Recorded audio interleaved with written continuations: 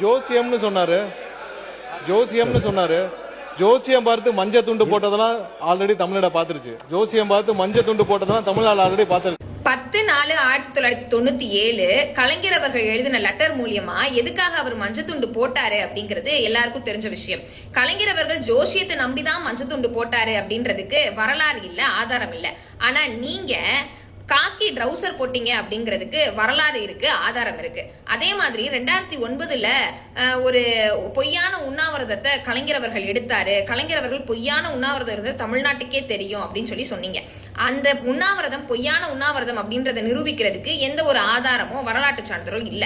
ஆனா நீங்க அதே 2009 RSS இயக்கத்தோட சேர்ந்துக்கிட்டு பிஜேபிக்கு ஐடி விங் வேலை பார்த்தீங்கல்ல, அதுக்கு வரலாறும் இருக்கு, ஆதாரமும் இருக்கு. திமுக மேல நீங்க வச்ச குற்றச்சாட்டு எல்லாமே ஆதாரமற்ற குற்றச்சாட்டுகள். ஆனா தாவேகாவனுடைய ஜோஷியர் என்ன சொல்றாருன்னா, நான் தான் வெற்றின்ற பேரே வச்சு கொடுத்தேன்னு அவரே ஆதாரத்தோட சொல்றாரு. எப்படி டீலிமிட்டேஷன் பில்ல எதிர்த்தப்ப ஸ்டாலின் அவர்கள் உமன் ரிசர்வேஷன் பில்ல எதிர்த்துட்டாரு, அவருக்கு பெண்கள் வளர்ச்சி பிடிக்கல அப்படின்னு சொல்லி பிஜேபி குற்றம் சாட்டினாங்களோ, அதே ஃபார்முலாவை CTR நிர்மல்குமார் அப்ளை பண்ணி கேள்வி கேட்டா, அதாவது எலக்ட்ரிசிட்டி பில்லு ஏன் உயருது அப்படின்னு கேள்வி கேட்டா, அதை டைவர்ட் பண்றதுக்கு வேற ஒரு கொஸ்டினையும் சம்பந்தமே இல்லாத, ப்ரூவே ஆகாத, ஆதாரமே இல்லாத அலிகேஷன்ஸையும் வைப்பதையே வழக்கமா கொண்டுட்டு இருக்காரு.